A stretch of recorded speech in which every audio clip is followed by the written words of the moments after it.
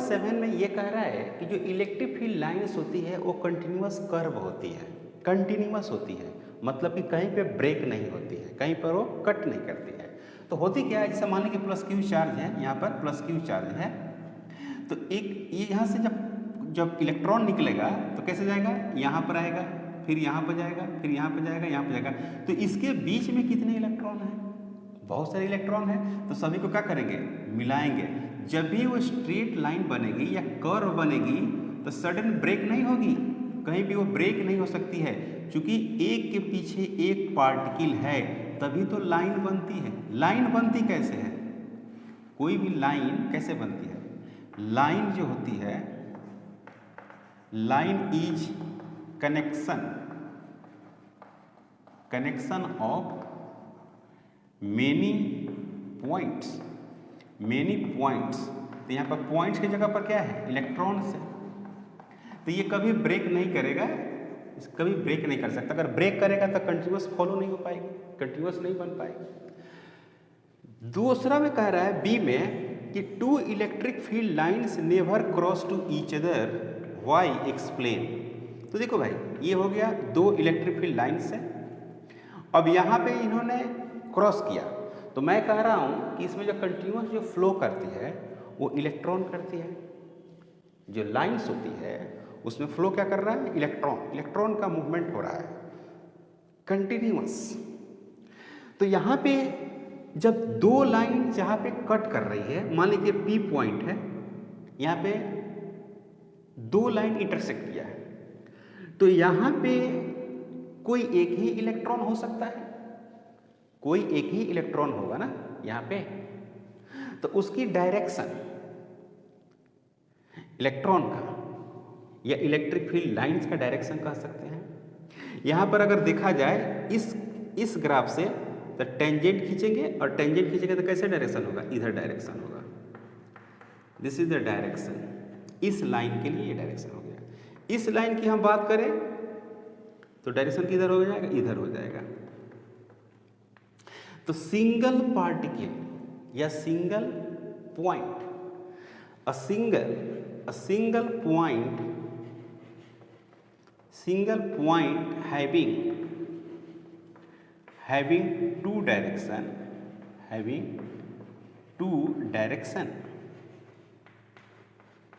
Single जो point है उसके पास कितना डायरेक्शन है, two direction, which is not possible,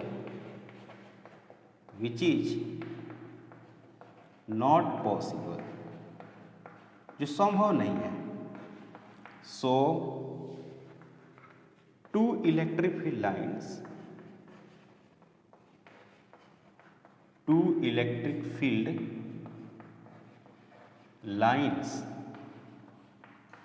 never cross to each other,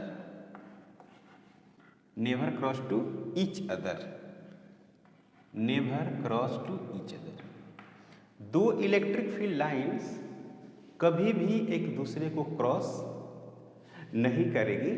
इसका मेन रीजन ये है कि इलेक्ट्रिक फील्ड लाइंस एक वेक्टर क्वांटिटी है, और जब भी वो क्रॉस करेगी तो कोई क्या, दो ही पॉइंट हो सकती है, वहाँ पर एक ही कोई पॉइंट होगी और उसके दो डायरेक्शन मिलेगा, इसलिए ये संभव नहीं है। नेक्स्ट क्वेश्चन है 1.8, QA और QB दो चार्ज दिया हुआ है, दोनों के बीच की जो दूरी है वो 20 सेंटीमीटर दिया हुआ है, दोनों के बीच की दूरी है ना। तो ये हो गई आपको QB और ये हो गया आपका QA।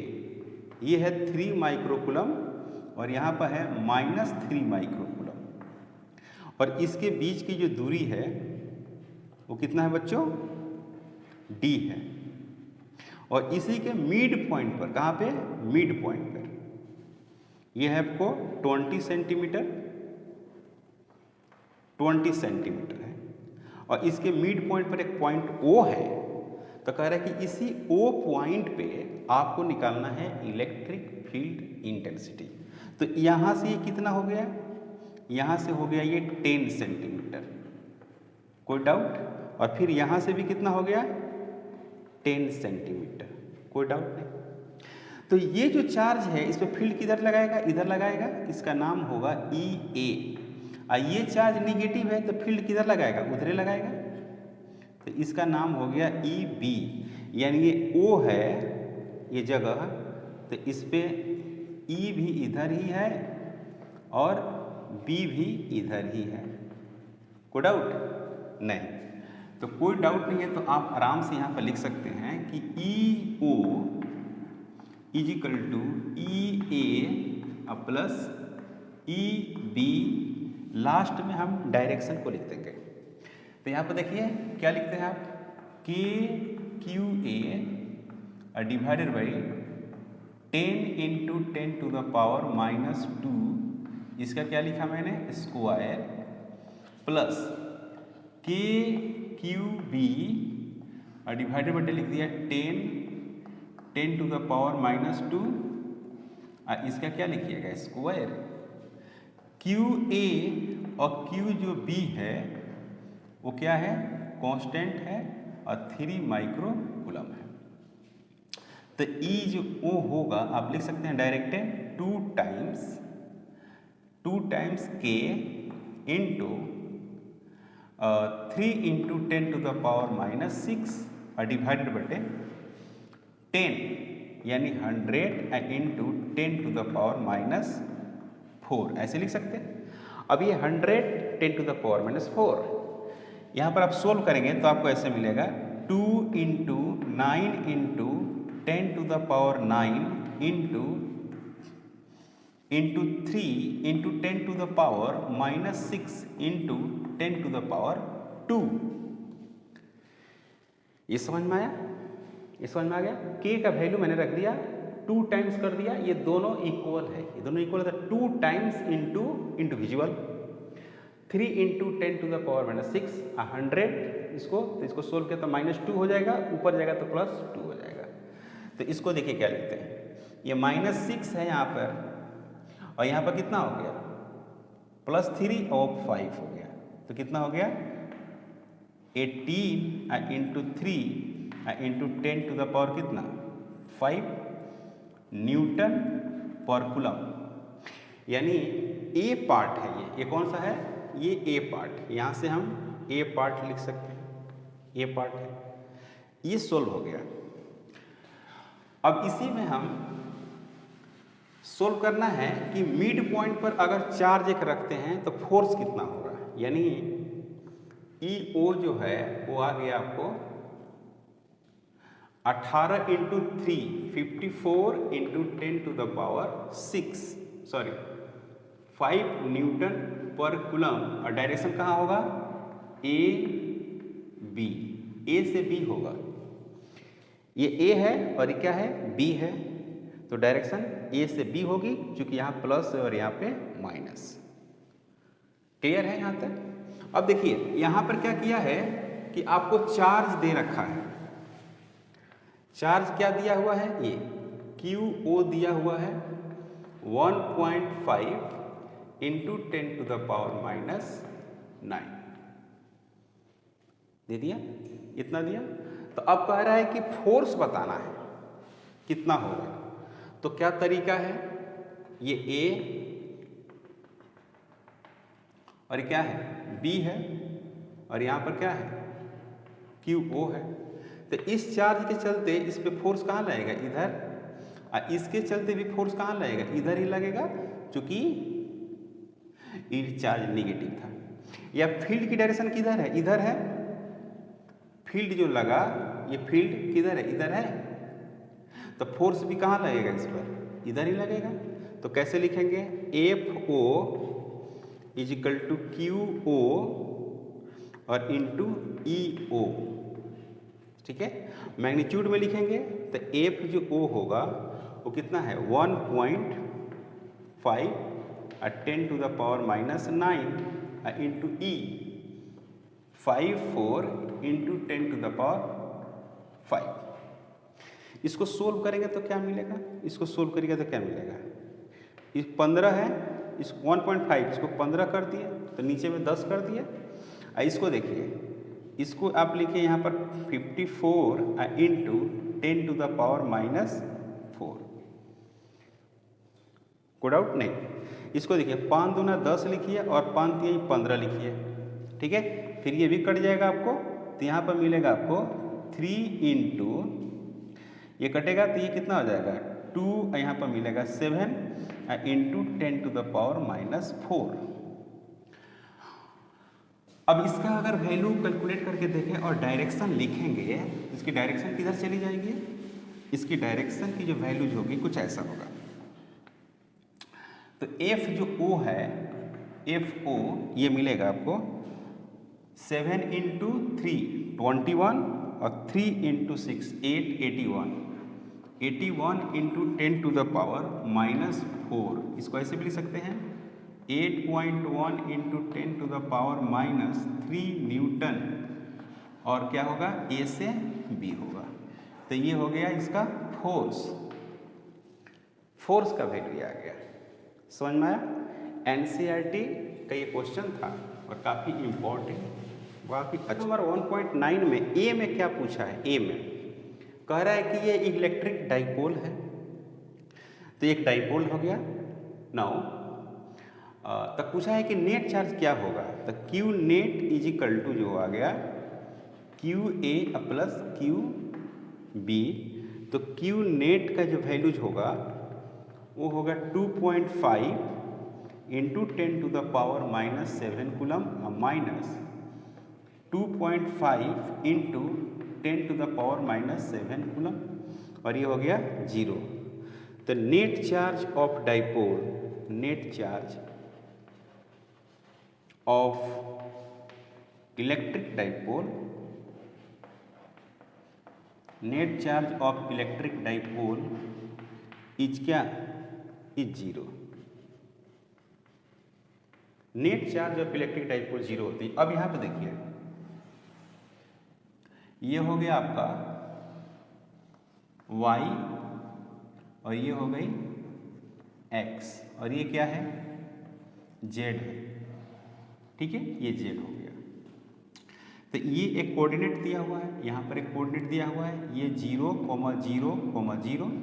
यहाँ पर एक कोऑर्डिनेट दिया हुआ है जिसका नाम हम a रख देते हैं, यहाँ पर जगह a रखते हैं, 0, 0 और -15। -15 मतलब ये वैल्यूज है यहाँ से यहाँ तक, ठीक है, यहाँ से यहाँ तक हो गया। फिर यहाँ पर जो b रखा हुआ है वो रखा है 0, 0, 15 सेंटीमीटर में है, तो फिर ये भी कितना हो गया 15 सेंटीमीटर। और यहाँ से दूरी कितनी होती है 12 की दूरी होती है। और b क्या है? निगेटिव है, b चार्ज क्या है? निगेटिव है। तो डाइपोल का डायरेक्शन कहाँ होगा? इधर होगा p का डायरेक्शन। तो p बराबर क्या होती है 2l इंटू क्या होती है q। तो 2l का वैल्यू है 15 इंटू 10 टू द पावर -2, और चार्ज का जो वैल्यू है वो 2.5। तो ये हो गया 2.5 इंटू 10 टू द पावर -7। तो इसको आप लिख सकते हैं, इसको आप लिखिएगा 2.5 इंटू 2 तो 5 हो जाएगी, और 5 इंटू 15 तो ये हो गई 75, और 10 to the power -9 coulomb metre, ये हो गया आंसर। और direction of dipole negative charge to positive charge. कोई डाउट? यहाँ तक कोई डाउट नहीं, काफ़ी इंपॉर्टेंट था ये भी। ओके 1.10 यानी क्वेश्चन नंबर 10 क्या पूछा है? इसका पूछा है कि इलेक्ट्रिक डाइपोल मोमेंट दिया हुआ है, थीटा दिया हुआ है, इलेक्ट्रिक फील्ड दिया हुआ है, टॉर्क। तो लिखते हैं torque of electric dipole, torque of electric dipole moment, torque of electric dipole moment tau is equal to p vector across क्या होता था e वेक्टर, याद है? ऐसे लिखते थे। तो यहाँ पर लिखेंगे p यानी tau is equal to P E sine theta, formula वाले लिखेंगे क्योंकि थीटा दिया हुआ है, मैग्नीट्यूड भी दिया हुआ है, तो 4 into 10 to the power minus 9 और ई का वैल्यू लिखेंगे 5 into 10 to the power minus 4 और साइन लिखेंगे 30 डिग्री। तो यहाँ पर क्या हो जाएगा 4 into 5 into 10 to the power, यहाँ पर +4 है, +4 10 to the power minus 5 into 1/2, ये कट जाएगा। तो 2 इंटू 5 और 10 टू द पावर माइनस 5, तो ये हो गया 10, 1.0 into 10 to the power minus 4 newton metre, और ये हो गया आंसर। क्लियर? कोई डाउट नहीं। Number 1.11 a polythene piece with rubbed with wool. Question number 1.11 a polythene piece rubbed with wool is found to have a negative charge 3 into 10 to the power minus 7 coulomb. Polythene जो है ना negative charge रखा हुआ है, इसका मतलब कि वूल से पॉलिथीन में ट्रांसफर हुआ है। क्लियर है? एस्टिमेट द नंबर, ये निगेटिव है, estimate the number of electron transfer, और कहाँ से कहाँ ट्रांसफर किया है ये बताना है। तो Q बराबर क्या होती है, N इंटू ई होती है, तो N इक्वल टू क्या होगी, Q/E होगी, है ना। तो N is equal to Q का value 3 into 10 to the power minus 7 और डिवाइडेड बटे 1.6 into 10 to the power minus 19। तो इलेक्ट्रॉनिक चार्ज निगेटिव, तो निगेटिव निगेटिव कैंसिल हो गया, तो यहाँ पर आएगा कितना, ये 30 हो जाएगा, ये 16 हो जाएगा, और ये 10 टू द पावर, है ना, ये 19 हो जाएगा, -7 हो जाएगा। ओके, तो इसको लिख सकते हैं 15, इसको लिख सकते हैं कितना 8 इंटू 10 टू द पावर, इसको कितना लिखेंगे 12 लिखेंगे, तो इसको ऐसे लिख सकते हैं ना, 8 एकम 8, है ना, और ये हो गया कितना, ये 15 है, तो 15 तो 7 हो गया, तो 8 छके 48, 8 7 56, है ना, 8 8 64, यानी 8 8 64, तो इसको हम लिख सकते हैं 8, ठीक है। Into 10 to the power 12 electrons transfer होगा। अब कहाँ से कहाँ होगा, ये पॉलिथीन था, तो पॉलिथीन पर चार्ज क्या आया था, निगेटिव, तो इसका मतलब ये हुआ कि ये हो गया वूल, है कि नहीं, ये वूल हो गया, ये कौन हो गया, पॉलिथीन हो गया। पॉलीइथीन पे जो चार्ज है वो निगेटिव है, इसका मतलब है कि यहाँ से ट्रांसफर हुआ होगा। समझ में आया बात, ये ट्रांसफर हुआ होगा। तो wool to polythene, wool to polythene, wool to polyethene charge का ट्रांसफर हुआ। बी में कह रहा है, बी में कि क्या is there transfer of mass from wool to polythene, क्या वूल से पॉलिथीन में मास भी ट्रांसफर हुआ है, तो यस यस। तो 1 इलेक्ट्रॉन का मास कितना होता है आप बताइए। इलेक्ट्रॉन का भाई मास होता है 9.1 into 10 to the power minus 31 क्या होता है, kg। तो टोटल जो मास होगा वो कितना ट्रांसफर किया है, n into M E. n कितना है, n आया 1.8 इंटू 10 टू द पावर कितना 12 और 9 into 10 to the power minus 31। तो नेग्लिजिबल हुआ ना, नेग्लिजिबल माने बड़ी कम अमाउंट में हुआ, है कि नहीं, लेकिन मास तो ट्रांसफर हुआ है। क्लियर, कोई डाउट नहीं। क्वेश्चन नंबर 1.12 काफ़ी इंपॉर्टेंट क्वेश्चन है, काफ़ी इंपॉर्टेंट। अब इसको समझेंगे क्या कह रहा है। 2 स्फीयर है आपके पास, 2 स्फीयर है, एक ऐसे है एक ऐसे, 2 स्फीयर हो गया, ये B है और ये A है, दोनों पर चार्ज इक्वल दिया हुआ है और दोनों के बीच की जो दूरी है वो D दिया हुआ है। तो सिंपल पूछा है कि फोर्स क्या होगा, तो फोर्स तो आराम से निकाल सकते हैं, इसमें कोई प्रॉब्लम ही नहीं है ना, कोई प्रॉब्लम है क्या, नहीं।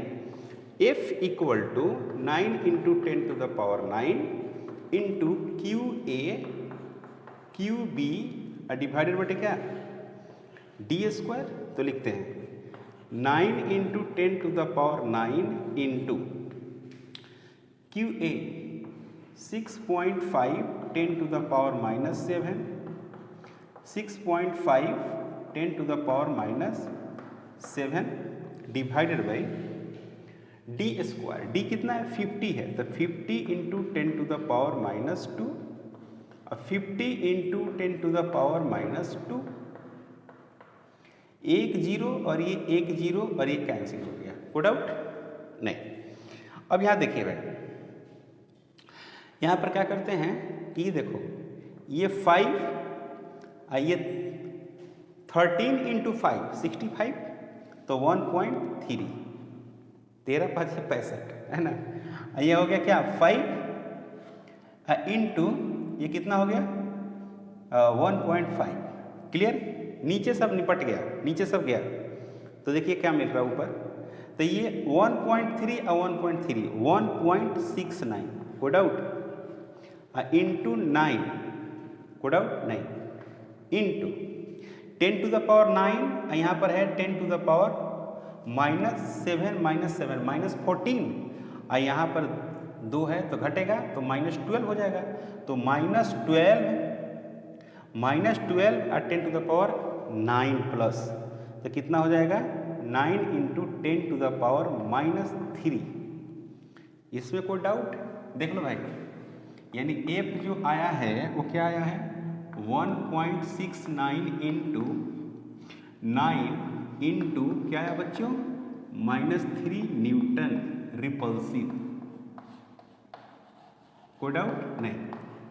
अब कह रहा है बी पार्ट में क्या कह रहा है कि जो 2 स्फीयर है उस पर चार्ज क्या कर दिया मैंने, डबल डैश हो गया, क्यू ए डैश हो गया और डिस्टेंस भी क्या हो गया डैश हो गया।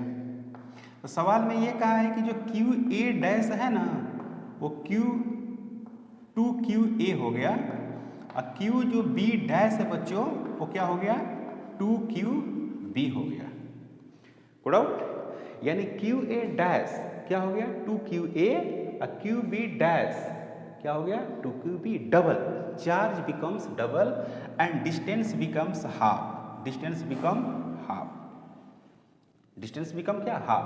तो इसमें जो फोर्स निकलेगा उस नया फोर्स का नाम होगा F डैश, तो यहाँ पर होगा K QA dash QB dash और डिवाइडेड बटे D डैश, इसका क्या होगा स्क्वायर। कोई डाउट, यहां तक कोई डाउट नहीं है, क्लियर। अब देखिए क्या करते हैं, अब इसमें वैल्यूज को कैसे पुट करते हैं जरा देखिए।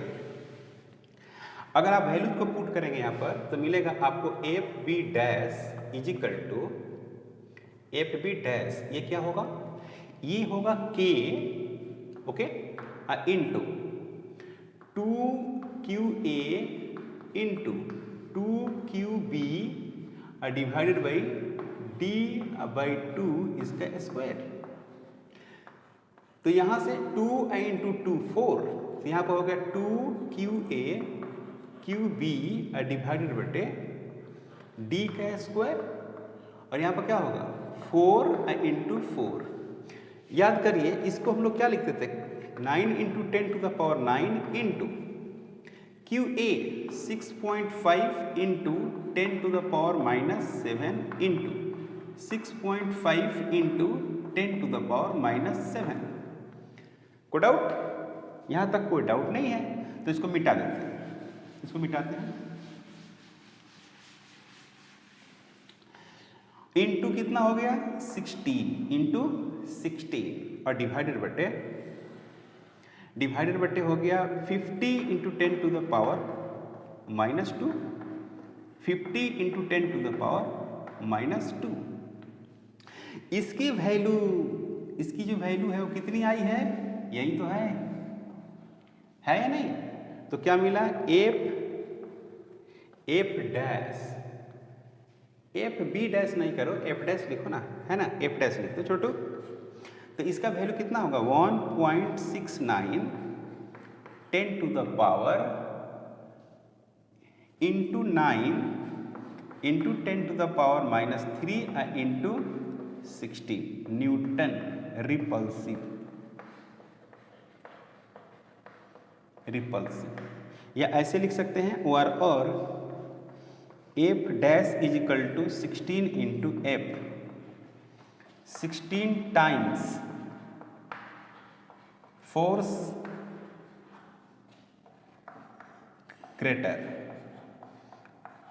16 टाइम्स जो फोर्स है ना वो उससे क्या है, ज़्यादा है। ये बात समझ में आ गई आपको? ओके, तो आज इसी पे स्टॉप करते हैं। नेक्स्ट क्लास मिलते हैं, कंटिन्यू क्वेश्चन नंबर 12 से, नंबर 13 से स्टार्ट करेंगे। अगर आप हमारे चैनल पर नए हैं प्लीज़ सब्सक्राइब करें, शेयर करें। Thank you.